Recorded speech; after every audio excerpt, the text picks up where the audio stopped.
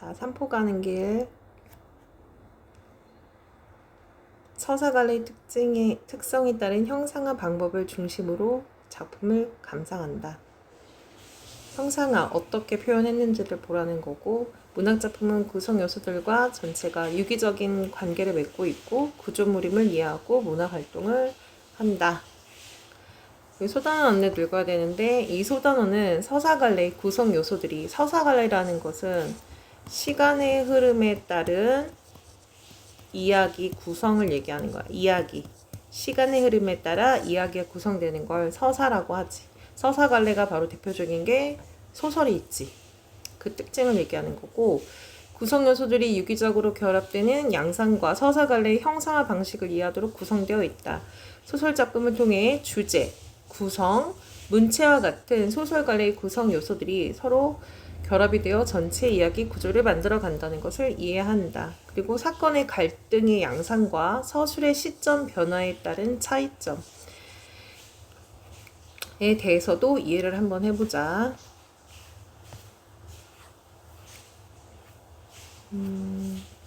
내용으로 바로 들어가면, 산포가 어딜까? 근데 실제 산포라는 지명은 없지. 작가가 일단 가상으로 만들어낸 그런 지명이 되겠죠.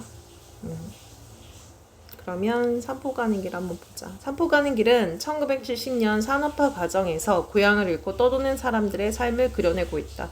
시대적인 배경은 1970년 산업화 과정에서 당시 이렇게 시골이나 농촌에 있던 많은 사람들이 도시로 일자리를 찾으러 떠나게 되지. 그 산업화 시대를 얘기한다. 길에서 우연히 만난 세 인물은 떠돌이 노동자와 술집 잡부 등 고향을 떠나 타지, 다른 지역을 떠돌며 고달픈 삶을 사는 뜨내기들인데, 뜨내기들은 어디에 정착하지 못하고 움직여 다니는 사람들. 이들은 동행 중 서로를 이해하고 깊은 정을 나누게 된다. 이 과정에 소외된 계층에 대한 작가의 따뜻한 시선이 드러난다. 이제 이 글에서 보면, 여기서 여자 주인공이 이따 나오지만 백화라는 여자도 결국에는 도망을 가잖아. 근데 그 두 남자 주인공은 그녀를 이렇게 이해해주고 나중에는 돈까지 주면서 도와주잖아. 가난한 사람들이 이렇게 서로 힘을 모으고 서로 나눈다. 이런 모습에서 작가의 따뜻한 시선이 잘 드러난다. 산포는 산업화 과정에서 공동체적인 삶이 어떻게 해치되었는지도 상징적인 공간으로 볼 수가 있다. 그렇기 때문에 실제 공간은 아니고 작가가 가상의 공간으로 나오는 그런 곳이죠. 나중에 이제 산포로 가지만 그 산포 역시 산업화의 발달로 이제 많은 걸 변화가 되죠. 많은 게 변하지. 자, 그러면 발단 부분을 볼게. 영달은 어디로 갈 것인가 궁리해 보면서 잠깐 서 있었다. 새벽에 겨울바람이 매섭게 불어왔다. 어디로 갈 것인가 라는 것은 지금 갈 곳이 없다라는 거죠. 지금 상황이 역시 그 뜨내기의 삶을 살고 있다라는 걸 알 수 있고, 새벽에 겨울바람이 매섭게 불어왔다. 겨울바람이야. 소설에서의 궁극적인 상황과 이런 거는 그 이야기에서 구성 요소 중에 중요한데, 그냥 겨울바람도 아니고 새벽에 또 부는 겨울바람, 영달이 어디로 또 갈지 모르는데 날씨는 추워. 그러니까 영달이 처한 황량한 상황을 보여주고 있지. 밝아오는 아침 햇빛 아래 헐벗은 들판이 드러났고 곳곳에 얼어붙은 시냇물이나 웅덩이가 반사되어 빛을 내고 있다. 바람 소리가 먼데부터 몰아쳐서 그가 서는 창공을 베면서 지나갔다. 그러니까 추운데 들은 꽁꽁 얼고 한데 더군다나 바람까지 엄청 불어. 때 영다리가 처한 지금 그런 힘든 어떤 상황을 보여주지. 배경으로서 가지만 남은 나무들이 수십여 그루씩 들판가에서 바람에 흔들렸다. 역시 배경을 통해 영달이 처한 상황을 보여준다. 그가 넉 달 전에 이곳을 찾았을 때 그라는 건 영달이지. 한참 추수기에 이르렀고 이미 공사는 막판이었다. 곧 겨울이 오게 되면 공사가 새 봄으로 연기가 될 테고 오래 머물러 수 없으리라는 것을 그는 진작부터 예상하던 터였다. 여기서 이제 우리가 시점에 대한 고민을 해봐야 되는데, 어떻지? 예상하고 있었다. 즉 등장인물의 마음을 작가가 대신 얘기해주고 있잖아.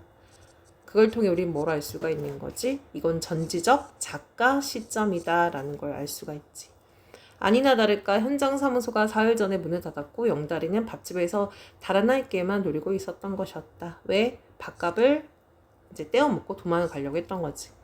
누군가 밭고랑을 지나 걸어오고 있었다. 또 한 명의 등장인물이 나오는데 누군가가 오고 있어 역시. 해가 떠서 음지와 양지의 구분이 생기자 언덕의 그림자나 숲의 그늘로 가려졌던 곳에는 언흙이 부서지는 버석이는 소리가 들렸으나 해가 내리쬐인 곳은 녹기 시작하여 붉은 흙이 질척해 보였다. 다가오는 사람이 숲 그늘을 벗어났는데 신발 끝에 벌겋게 붙어 올라온 진흙 뭉치가 걸을 때마다 뒤로 몇 점씩 흩어지고 있었다. 그는 길가에 우두커니 서서 담배를 태우고 있는 영다리 쪽을 보면서 왔다. 이제 지금 영다리 상황 어떻다고 했어? 밥값은 떼어먹 도망을 가야 되고 이제 일자리도 없어. 상황이 굉장히 어디로 갈지 모르는 그런 답답한 마음이죠. 그러니까 담배 피우는 행동에서는 그의 답답한 마음을 볼 수 있다. 그는 키가 훌쩍 크고 영다리는 잘 닮았겠다. 그러니까 작았다는 거지. 그는 팽팽하게 불어오르는 맹꽁이 배낭을 한쪽 어깨에 느슨히 걸쳐매고 머리에는 개털 모자를 귀까지 가려 쓰고 있었다. 그러니까 정씨의 모습을 묘사를 하고 있다. 자, 중략 부분의 줄거리가 생략이 된 건데 다시 한번 보면 영달은 공사가 중단이 되자 밀린 밥값을 주지 않고 달아났다가 길에서 우연히 정씨를 만나게 되고 정씨는 교도소에서 나와 고향인 삼포로 가고 있었다.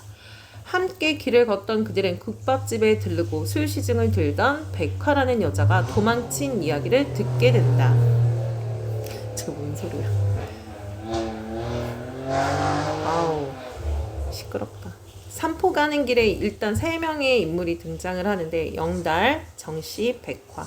정씨는 교도소에서 나와서 자기 고향인 삼포로 가려고 하고 있고 영달이는 일자리를 찾아다니는 공사장 인부라는 걸 알 수 있고 백화는 결국에는 술시중을 들다가 자신이 있었던 고향으로 가려고 한다. 이 3명의 공통점은 어떻지?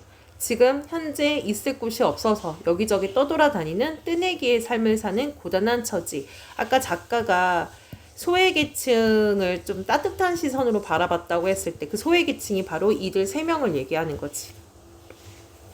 그럼 다시 보겠어. 지금 이 장면은 그 영달하고 그 다음에 정씨가 국밥집에 들려서 얘기하는 장면이지. 작년 겨울에 어디에 있었소? 들고 있던 국구를 내려놓고 영달이는 언제요? 하고 작년 겨울이라고 재차 말하자 껄껄 웃기 시작했다. 좋았지. 정말 대전에 있었습니다. 그러니까 영달이 대전에 있었대. 지금부터 그 사연을 들어보면 옥자라는 애를 만났죠. 그때 공사장에서 별 볼 일도 없었고 노임도 실했어요. 노임이라는 건 노동의 임금이야. 임금도 그때는 조금 벌었다라는 거죠. 살림을 했군. 여기서 살림이라는 것은 이제 저기 정달이 얘기하는 거지. 영달한테 그 여자랑 같이 살았냐 이런 의미예요. 의리 있는 여자였어요. 누가? 옥자가. 애도 하나 가질 뻔했었는데 지난번에 내가 실직하게 되자 돈 모으며 모여 살자고 서울로 식모자리, 식모라는 건 가정부 같은 거를 구해서 떠나갔죠. 하지만 우리 수건 거기 걸려 있을걸? 우리 같은 떠돌이가 언약 따위를 지킬 수가 있나요? 언약이라는 건 방금 앞에서 언급한 돈 모으면 같이 살자. 근데 우리 같은 떠돌이가 어때? 가난하고 지금 정처가 어디 머무를 데가 없잖아. 그래서 자신이 처한 상황을 스스로 이렇게 한탄하면서 얘기하는 거지. 그래서 자조적 인식이라는 건 스스로 자기 자신을 비판하고 있다. 밤에 혼자 자다가 일어나면 그 애 때문에 남은 밤을 꼬박 새운 적도 있습니다. 영달은 아직도 옥자를 잊지 못한다라는 거지. 정신은 흐려진 영달의 표정을 무심하게 쳐다보다가 왜 흐려졌어? 옥자가 생각이 난 거지. 창밖으로 고개를 돌리고는 조용하게 말했다. 사람이란 곁에서 오랫동안 두고 보지 않으면 저절로 잊게 되는 법이오. 자, 정씨가 이제 영달을 위로하려고 한 거죠. 비란으로 집 뒤 울타리 안으로 뚱뚱이 여자가 호들갑을 떨면서 돌아왔다.